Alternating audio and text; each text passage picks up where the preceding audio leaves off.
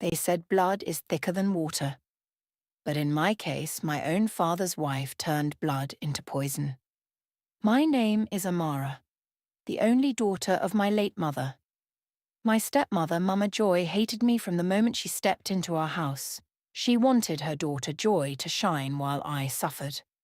When news spread that the prince of our kingdom was looking for a wife, the entire village was on fire. Girls lined up like market yams, each hoping to be chosen. But my stepmother had other plans, plans that would send me far away, just so her daughter could take my place. She thought she had ended my story. But what she didn't know was that God writes better than any stepmother's wicked pen. The cock crowed 3 times before the sun rose above the hills of Umuize village. Amara, a little girl with big bright eyes, hurried to fetch water from the clay pot. She was only 8 years old, yet her small hands already carried the weight of duties bigger than her age. Her mother had died when she was just 5.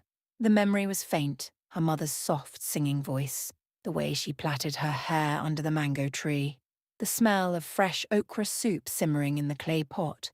All of it now felt like a dream swallowed by the red earth, where her mother was buried behind their compound. Her father, Mazi Okafor, loved her, but grief had turned him into a quiet man. He worked on his farm from sunrise till sunset, and in the evenings he often sat staring into space, his thoughts far away. Sometimes Amara would sit by his side and hold his hand, but the silence between them always felt heavy. The women at the stream began to talk. Papa Amara cannot stay like this forever. Who will cook for him? Who will care for his child? Soon their whispers became louder than the rustle of palm leaves. And then, one rainy season, Mama Joy entered their lives. Mama Joy was a woman with sharp eyes and a heavy voice. She came carrying her daughter Joy, a plump girl about Amara's age. From the moment they arrived, the compound felt different. The smell of new palm oil stew filled the air, but so did the sting of harsh words. At first, Amara was excited. Finally, I will have a sister to play with, she thought. She even gave Joy her favourite calabash cup, the one her late mother had used to serve her pap. But Joy looked at it with disgust and threw it aside. Mama Joy laughed and said, Amara, from now on, everything belongs to both of you. Learn how to share. But sharing quickly took another meaning. The bigger piece of fish always went to Joy. The new slippers Papa Amara bought somehow ended up on Joy's feet. When Papa Amara bought a wrapper for Amara, Mama Joy would say it was too fine for her and give it to Joy. Whenever Amara tried to protest, Mama Joy's voice cut her down. Don't be like your weak mother. In this house, we don't pamper children. Papa Amara tried to balance peace in his home, but Mama Joy's words filled every corner. Slowly, Amara realized that though her father loved her, a new shadow had entered their lives. A shadow that dimmed the memory of her mother, and a shadow that favored only one child. And that was how Amara's story began, growing up under the shadow of a mother she lost and a stepmother who never let her forget. The stream was alive with chatter that morning. Calabashes knocked against one another, water splashed, and the voices of women rose above the bubbling current. The news had spread like wildfire. The Prince of Umuyiz is searching for a wife. Every girl of marriageable age suddenly walked with straighter backs, carried themselves with more pride, and began to rub extra palm oil on their skins to glow under the sun. As the women filled their pots, their whispers turned into laughter. Have you heard? The palace has announced it. The prince himself will choose among the maidens during the next moon festival. May God open the eyes of the Prince O, so he will not choose one with a stubborn spirit. Someone's eyes fell on Amara, who bent quietly by the water's edge, rinsing her clay pot. Her wrapper was old but neat, her hair neatly packed in braids, her skin glowing from farm work. See Amara, one woman whispered with a knowing smile. If beauty alone is what the prince wants, then our village has already produced a queen. Laughter rippled through the women. Some nodded in agreement, while others teased playfully. Amara, Anne, you better start practicing how to greet with one knee like a palace wife. Don't forget us when you begin to eat in golden plates, oh. Amara blushed deeply and shook her head. Please leave me. I am just Amara who fetches water and farms with her father. But their words followed her like shadows, and deep inside a strange warmth filled her chest. She had never thought of herself as someone who could sit beside a prince. Unbeknownst to her, Mama Joy was standing not too far behind, hidden beneath the shade of a palm tree. She had come late to the stream and had paused when she heard the women's chatter. Her ears burned as she listened. Amara, Amara, the prince's wife, over my dead body. Her eyes darted to her own daughter, Joy, who was struggling to balance a half-filled calabash on her head, her face round and sweaty. Mama Joy's lips tightened. On the spot, a seed of jealousy sprouted in her heart. By the time she adjusted the cloth on her shoulder and walked away, her mind was already boiling with plans. That day at the stream, the women laughed innocently, but they did not know they had just lit a fire in the heart of a wicked stepmother. That evening, the moon hung pale above the compound, throwing long shadows across the red earth. Crickets chirped, and the firewood in the kitchen crackled as Mama Joy stirred a pot of soup. But her mind was not on the food, it was on the gossip she had heard at the stream. She glanced at Amara, who sat quietly by the fire peeling cassava. Her beauty was effortless, the type that didn't need beads or powder. That was exactly the problem. Mama Joy's lips twisted. This girl must not outshine my own daughter. Later that night, when Papa Amara sat on a wooden stool outside sipping palm wine after a long day on the farm, Mama Joy joined him. She lowered her voice and began to sow her poisonous seeds. Papa Amara, she said with a heavy sigh, this your daughter is becoming a problem. Papa Amara frowned, surprised. Amara, what has she done? Mama Joy rolled her eyes dramatically. Don't you see how stubborn she is? She does not respect me.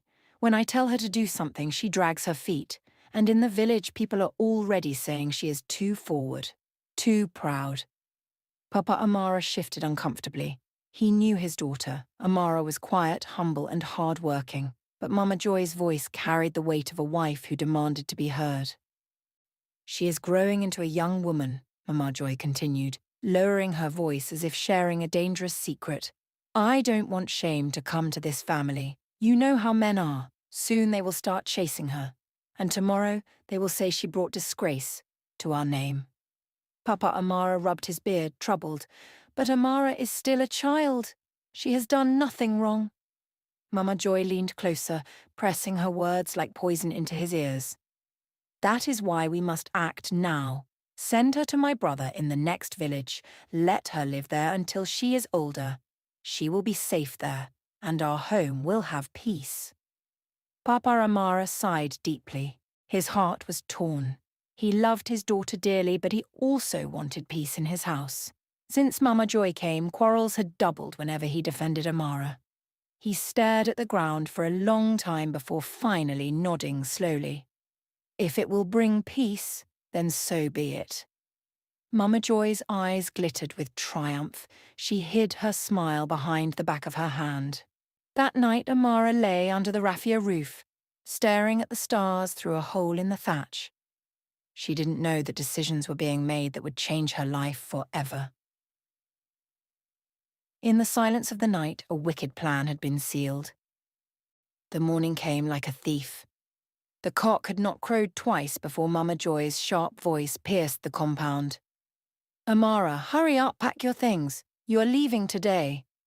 Amara blinked in confusion, clutching the wrapper around her tiny body. Leaving? Where, Mama? Mama Joy didn't answer. She flung an old raffia bag at her. Your father has decided. You will stay with my brother in Umuike village. Pack only what you need.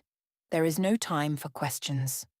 Papa Amara stood by the doorway, his head bowed. He could not meet his daughter's eyes. Amara's heart pounded. She wanted to ask, but why? What did I do?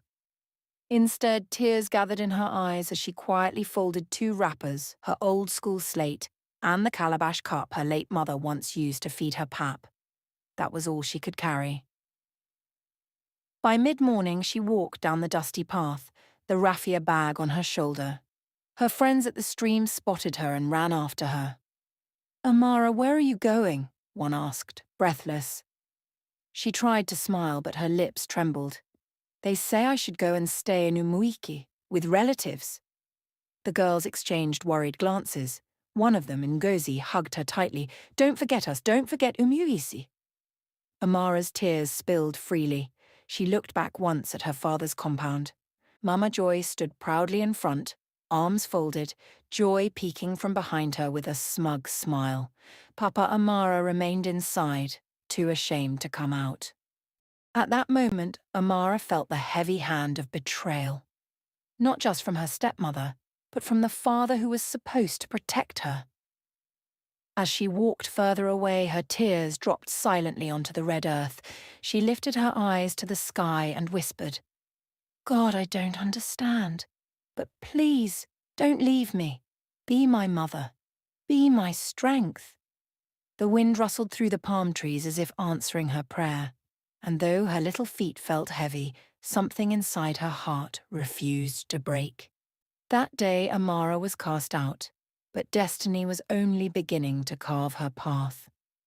The whole of Umui's village was restless. Mothers were rushing about tying wrappers on their daughters, while young girls giggled nervously, adjusting beads on their necks and waists. The prince had sent word. He was ready to meet the maidens and choose his bride. Inside Papa Amara's compound, Mama Joy moved like a woman on fire. She brought out her hidden treasures, thick coral beads, a shiny anklet, and her best George wrapper, which she had kept for years. "Stand still, Joy," she barked, smearing fresh palm kernel oil across her daughter's skin until it glistened like water under the sun. "Ah, see how your body is shining. The prince will not look at any other maiden once his eyes land on you." Joy preened before a cracked mirror, adjusting her beads. "Mama, you worry too much. Have you seen me? Look at my hips, look at my face. The prince will not resist me. I was born for this." Mama Joy clapped her hands in pride. "Ehen, that is my child. Forget that, Amara, she is gone. This throne is yours."